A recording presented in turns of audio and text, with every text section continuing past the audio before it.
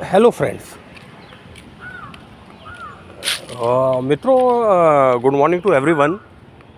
अभी गांव में ही हूँ और ये देखिए वातावरण वहाँ का एकदम सब जगह आपको देखेंगे ग्रीनरी दिख रही है। तो आज जो हम डिस्कस करने जा रहे हैं, we are going to discuss about the passive income. हम जो है पैसिव इनकम के बारे में डिस्कस करने जा रहे हैं कि एक एक्टिव अर्नर अपनी पैसिव इनकम कैसे बना सकता है। Although there are lot of ways to earn a passive income, कि जब आप काम नहीं करते, रादर आपकी मनी काम करती है, पैसा काम करता है, तो आप पैसिव इनकम को जनरेट करते हैं।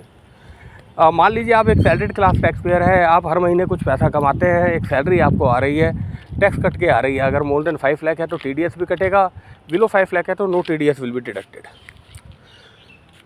अब बहुत से लोग हैं जिन्होंने हाउस प्रॉपर्टी ख़रीद रखी है, वहाँ से रेंट आ रहा है उनको। किसी ने इक्विटी शेयर ख़रीद रखे हैं, वहाँ से डिविडेंड आ रहा है उनको। किसी ने बैंक में FD करा रखी है, वहाँ से इंटरेस्ट आ रहा है उनको। तो मैं आज आपको एक अच्छा तरीका बताता हूँ कि आपने पैसिव इनकम कैसे जनरेट करनी है। देखिए, जब भी आप एक सिप बना लीजिए कि हर महीने मुझे 10,000 रुपये इन्वेस्ट करने हैं, और वो 10,000 रुपये जो इन्वेस्ट आपने करने हैं वो हाई पेइंग डिविडेंड कंपनीज में करने हैं। अगर मैं शेयर मार्केट की बात करूँ, क्योंकि बैंक FD का जो इंटरेस्ट है वो तो इन्फ्लेशन को भी बीट नहीं कर पा रहा। हमारी इन्फ्लेशन जो है वो डबल डिजिट में चल रही है, और FD और सेविंग अकाउंट का जो इंटरेस्ट है वो सिंगल डिजिट में चल रहा है। कहीं 3% है, कहीं 4% है, कहीं 5% है। तो यहाँ तो हमने कहीं जाना नहीं, हमने जाना है हाई पेइंग डिविडेंड कंपनी, जैसे वेदांता लिमिटेड है। अब वेदांता की जो डिविडेंड यील्ड है वो 13% की है। उसके बाद आप जाइए इंडियन ऑयल कॉरपोरेशन, BPCL, कोल इंडिया भी अच्छा है। कोल इंडिया की जो डिविडेंड यील्ड आती है 12% की आती है। तो आप देखेंगे कि इस तरीके की जो इनकम है, ये over the period of time 10 साल 5 साल बाद एक मैसिव अमाउंट आपको बना के देगी।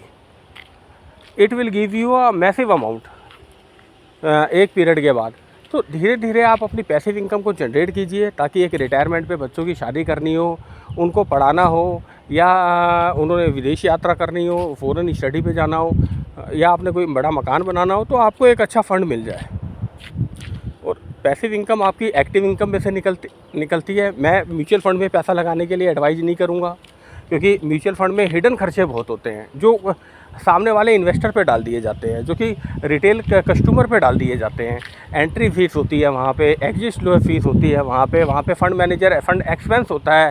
फंड मैनेजर अपनी तनख्वाही निकालता है, स्टाफ की तनख्वाही निकालता है, वो सब वो फंड वैल्यू में जोड़ देता है, तब जाके NAV कैलकुलेट होती है। NAV कैलकुलेशन का एक तरीका होता है